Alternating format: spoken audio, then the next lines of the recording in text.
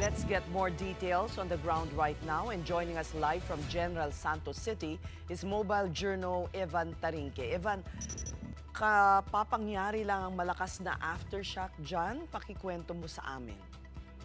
Tama ka dyan, Ses. No? Kanina, around 6 p.m., talagang naramdaman natin yung isang malakas na aftershock dito nga sa General Santos. Yung tipong talagang itutulak ka at mararamdaman mo yung pagyanig ng lupa, ng sahig na parang dinuduyan ka. No? Ganun kalakas yung pagtama ng aftershocks kanina. Kaya naman yung ilang mga kapatid natin na nandito, malapit doon sa mga buildings o kaya nasa loob ng mga buildings, talagang lumabas ng kanilang mga buildings para naman kahit paano nandun sila sa mas safe na lugar dahil hanggang sa ngayon kasi no, isa talaga doon sa kinakatakot ng ilang mga residente dito yung pagtama ng isang aftershock at saka gumuho yung ilang mga buildings. So yan yung pangunahing fear. Kaya naman yung ilan hanggang ngayon nagsistay sa labas ng kanilang mga bahay at doon muna nagpapalipas ng araw. Ses? May update na ba? Tumaas ba ang death toll? Says currently nandoon pa rin according do sa nakuha nating datos kaninang umaga is nasa 13 yung death toll dito sa may General Santos siya. Pero kasabay niyan is 4 pa rin kasi yung missing na hinahanap ng otoridad. No, kanina napuntahan natin yung isang site kung saan currently tinatry nila kunin yung 2 identified na missing person doon sa loob ng isang supermarket. No, pero ayon do sa mga rescue operation teams pahirapan dahil talagang delikado yung lugar at according nga sa city engineer talagang red zone na yung mga ito at talagang delikado na kaya naman talagang dahan-dahan sila at kinakailangan na raw ng malalaking machines para talagang makatulong sa pag-retrieve doon sa mga nawawala pang mga individuals. So, pag sumasapit ang gabi, tinitigil muna itong search and rescue, tama? Tama ka dyan, Ses. No?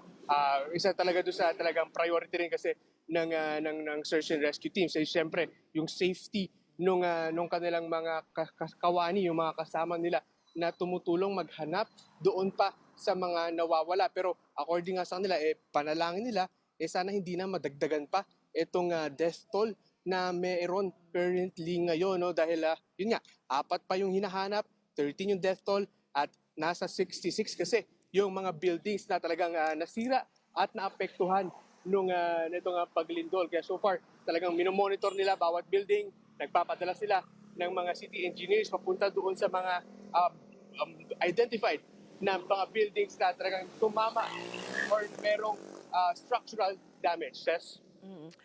Pero is of the essence. Pwede pang makakuha sila ng mga buhay na survivors kung bibilisan nila yung trabaho. May dadating bang tulong na sinasabi mong kailangan nila ng malaking equipment, etc.? Says yan yung struggle ng rescue operation teams ngayon, no? Kung saan kukuha yung local government ng malalaking equipment para nga matulungan sila doon sa pagkukuha or paghahanap nitong mga missing individuals pa. No? Pero says currently no, na-identify na raw naman ng mga rescue teams yung possible na location nitong 2 missing individuals doon mismo sa loob ng isang supermarket, no, gamit yan nung mga K9 units doon on the ground. So na-identify na nila, so basically meron na silang general na lugar kung saan pwedeng matagpuan nga itong mga missing persons pa na ito. Ses? Kamusta naman ang kuryente? Na ibalik na ba? O kailan, ano ang timeline nila para ma-restore ang power? Says currently, no, fortunately, medyo may mga ilaw na ngayon. Pakita lang natin konti. No? So may mga street lamps na gumagana for now. No? Pero marami kasi yung ilang mga buildings na ito, gaya ng anong building dito sa likuran ko. Ito isa kasi ito doon sa mga damaged building na binigyan ng red zone. So ibig sabihin, bawal na pumasok sa loob ng building na ito yung kahit na sinong individual dahil delikado na at talagang isang malakas na aftershocks lang posibleng gumuho yung building na ito. Kaya makikita natin yung mga damages dito, nasa walls, makikita natin butas-butas at na-disconnect na rin yung hagdanan sa building na yan. So far yan yung na-monitor natin kanina na binigyan ng red tag na bawal na pumasok yung mga kapatid natin. Pero yung ilang mga nakausap natin na says nung umaga, dahil medyo wala pang ang kuryente, limited yung kuryente, talagang bumili ng mga maliliit na solar panels, no, para kahit papano itong solar panels na ito ay makatulong makapag-charge doon sa kanilang mga cellphone at makapag-communicate sila doon sa kanilang mga mahal sa buhay sa labas ng Gensan. Ito rin yung ginagamit nila pang-power ng mga electric fan na maliliit para kahit papano presko naman daw sila doon sa kanilang lugar. Ses? Ngayon, ano pa ba ang pangangailangan ng mga kapatid natin dyan sa Gensan? Ses, according doon sa mga nakausap nating mga apektado, no, ang pinakamalaking challenge daw talaga sa kanila is yung pagkain, pati na rin yung potable water, no, kasi isa yan doon sa pagkain kasi, Ses, no, talagang karamihan kasi ng mga businesses dito sa Gensan talagang sarado dahil nga doon sa epekto nung paglindol. Pero according sa kanila, may mga tindahan naman, meron namang mga stores sa palengke na nag-open pero pa konti-konti lang daw. So talagang ang diskarte nila, maaga sila pupunta para kahit papano meron na silang pang-ready na iluluto na lang sa kaninang sa araw na ito. Kanina nga nakausap natin, nakahalo pa natin sa tanghalian yung isang pamilya dito na adobong paa yung kanilang inulam, no? Pero aside from that, no, Ses, talagang yun yung kanilang challenge ngayon, talagang yung pagkain, pati na rin yung potable water. Pero may mga nakita naman tayong mga relief goods na naka-ready na at ipapamigay na yung mga ito. Ses? Ngayon parang hindi ba masyadong extensive ang damage sa mga residential areas? Sila ay nakakabalik sa kanilang mga bahay? Or marami ba ang evacuation centers?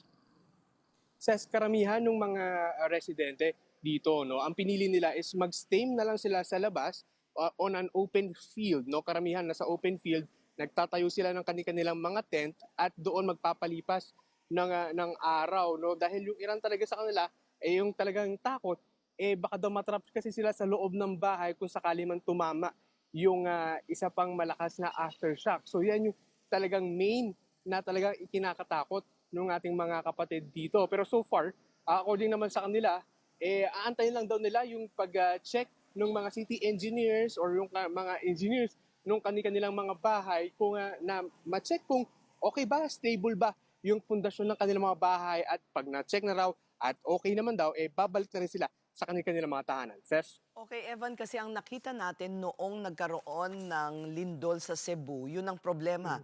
Walang maayos na tent, walang privacy yung mga pamilya doon. Yan ba ay isa sa mga pangangailangan nila dyan? Ses, may mga tents dito na portable tents, yung may mga heights sa gilid. So ito usually yung ginagamit talaga sa mga evacuation center ng mga kunyari mga nasunugan, mga ganong scenario. So itong mga tents na to kahit papaano merong privacy, no, na masasabi natin. Pero usually kasi itong mga tents na to bukas to sa ibabaw eh. So kung medyo matangkad ka, more than 6 feet siguro, baka makikita mo kung sino-sino or ano yung laman nung tent na yon. Pero so far, no, Ses, yung ilan naman mas komportable na daw, at least mas safe sila on their perspective, mas ligtas sila doon sa kanilang mga situation na yan kaysa doon sa loob ng kanilang mga bahay na Okay. hindi pa chinecheck yung structural integrity ng mga ito. Ses? Okay, thank you for your report and keep safe. Mobile Journal, Evan Tarinque.